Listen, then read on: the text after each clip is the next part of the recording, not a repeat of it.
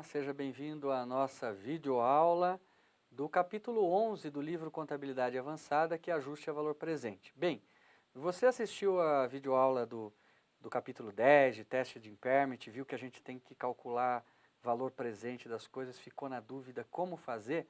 Vamos ver como é que a gente faz para tratar, né, existe um CPC só para tratar de ajuste a valor presente, tamanha importância, porque agora nós temos que todos os ativos e passivos de longo prazo devem ser trazidos a valor presente. E os ativos de curto prazo, quando a taxa de desconto for relevante, também devem ser trazidos a valor presente. Então, para que a gente faz, para que a gente traz a valor presente? Primeiro, para incrementar o valor preditivo da contabilidade, né? Eu tenho que saber o valor de hoje para poder projetar. Para permitir a correção de julgamentos acerca de eventos passados já registrados. Para melhorar a forma pela qual o evento presente é apresentado. Para proporcionar maior grau de relevância e confiabilidade nas demonstrações contábeis. Isso está nas características qualitativas. E dar tratamento diferente a valores a prazo e a valor à vista, reconhecendo o quê? O valor efetivo da transação e separando os efeitos do valor do dinheiro no tempo. Bom, então nós temos que fazer a aplicação do valor presente na mensuração de ativos e passivos, especialmente no seu reconhecimento inicial. Em algumas situações mais excepcionais, como por exemplo renegociação de dívidas, né, que podem haver estabelecimentos de novos termos, também aplicamos essa temática. Precisamos lembrar o seguinte, uma coisa muito importante, valor presente e valor justo são distintos. O valor presente é uma estimativa do valor corrente de um fluxo de caixa futuro. E o valor justo é um valor por qual um ativo pode ser negociado ou um passivo liquidado entre partes interessadas, conhecedoras do negócio e que ainda não haja favorecimento. Então veja que são coisas bastante diferentes.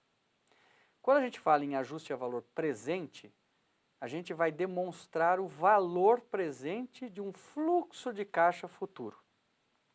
Não é? Então, dinheiros que eu estou projetando receber ao longo do tempo. Mas hoje, quanto eles valem? E quando a gente fala em aplicação de valor justo, a gente está falando de demonstrar o valor de mercado de ativos e passivos, ou pelo menos um provável valor de mercado. Em algumas ocasiões, pode acontecer do valor justo ser igual ao valor de mercado. Exemplo, uma compra financiada de um carro por um cliente. Esse cliente tem uma taxa de juros diferenciado, né?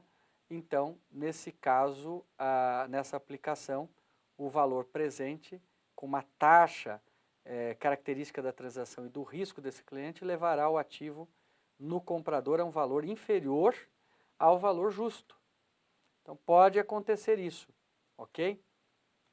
Quando eu aplico em transações em que origine um ativo, um passivo, uma receita ou uma despesa, cuja contrapartida seja um ativo passivo com data diferente da data de reconhecimento, ou seja, longo prazo, no reconhecimento periódico de mudanças de valor, utilidade ou substância de ativos e passivos, em conjunto particular de fluxos de caixa estimados claramente associados a um ativo ou passivo. E olha, a Lei 6.404, no artigo 183, ela é clara. Os elementos do ativo decorrente de operações de longo prazo serão ajustados a valor presente, sendo os demais ajustados quando houver efeito relevante. O CPC 12, que é o CPC do ajuste a valor presente, também traz isso. Ó. Os elementos integrantes do ativo e do passivo de operações de longo prazo ou de curto, quando houver efeito relevante, devem ser ajustados a valor presente com base em taxas de desconto que reflitam as melhores avaliações de mercado quanto ao valor do dinheiro no tempo e os riscos específicos do ativo e do passivo em suas datas originais. Não devemos aplicar o ajuste a valor presente no caso de tributos diferidos, como IR e contribuição social.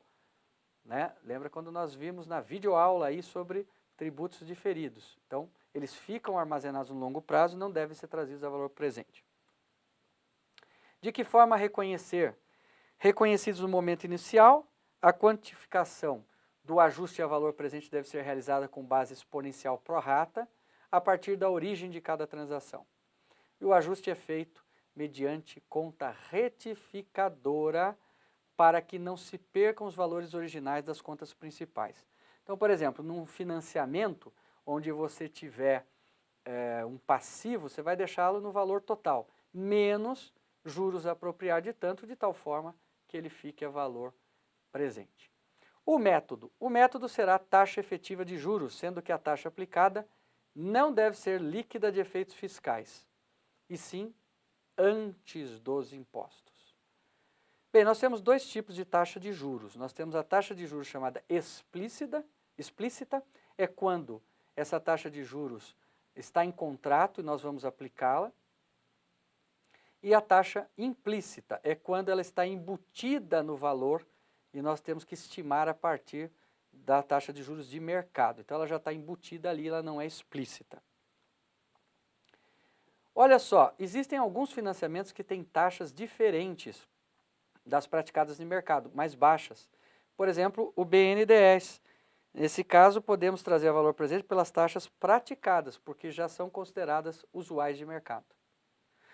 Bom, a fórmula é uma fórmula complicadinha. O valor presente é igual a o valor do fluxo de caixa dividido por 1 mais a taxa de juros.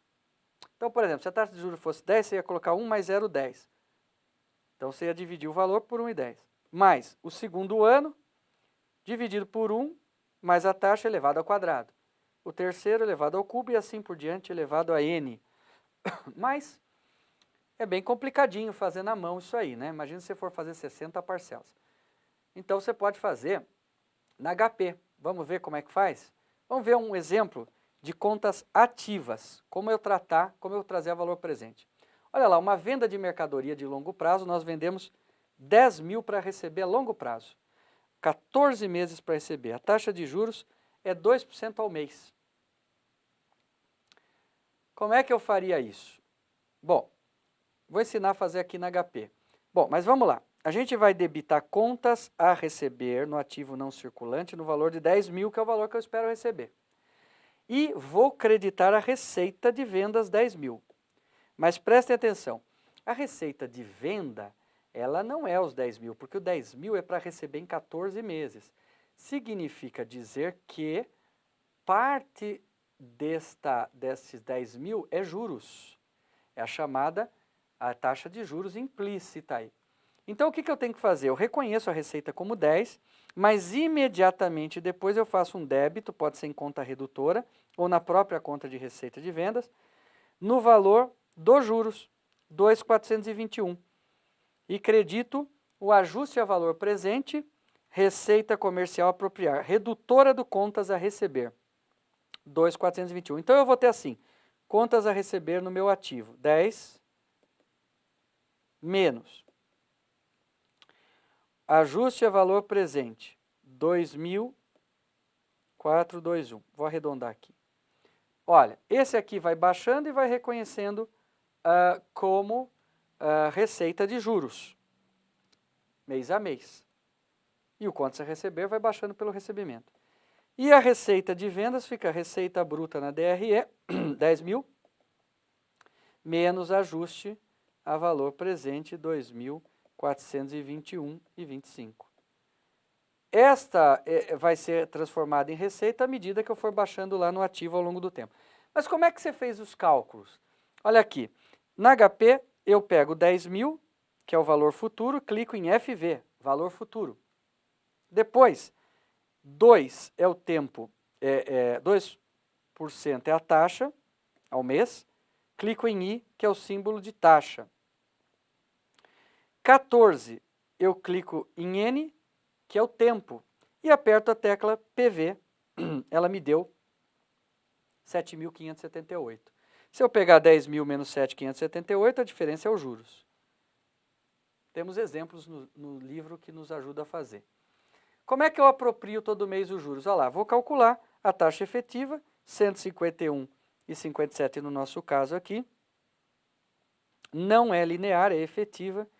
e, portanto, eu debito o ajuste a valor presente, aquele que eu fiz do contas a receber, e credito uma receita financeira. Então, veja aqui, ela vai ficar como receita financeira e, por isso, ela é redutora aqui da receita bruta.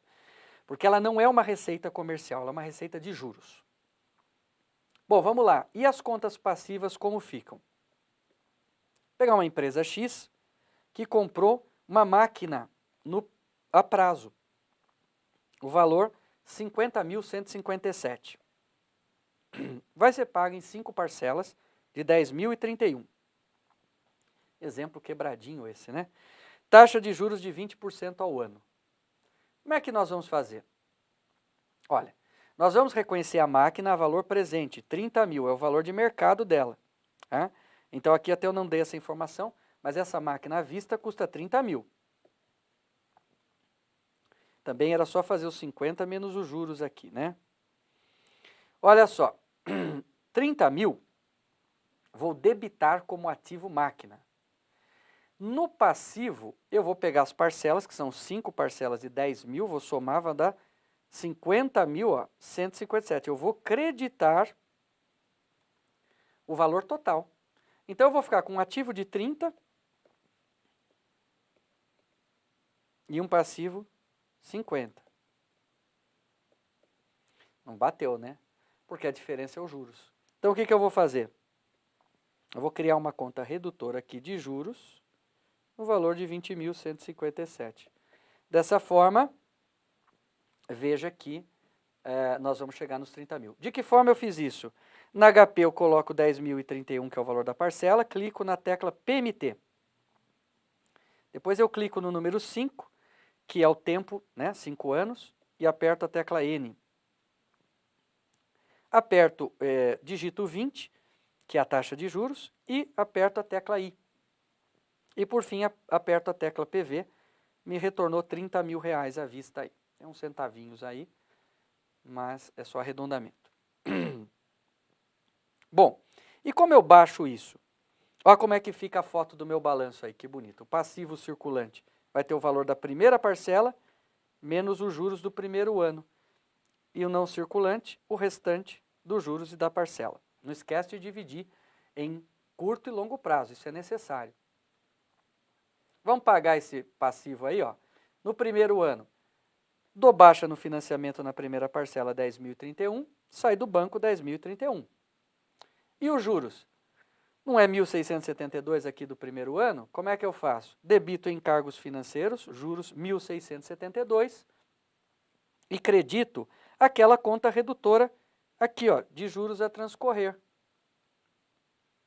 1.672. Muito bem, fácil assim.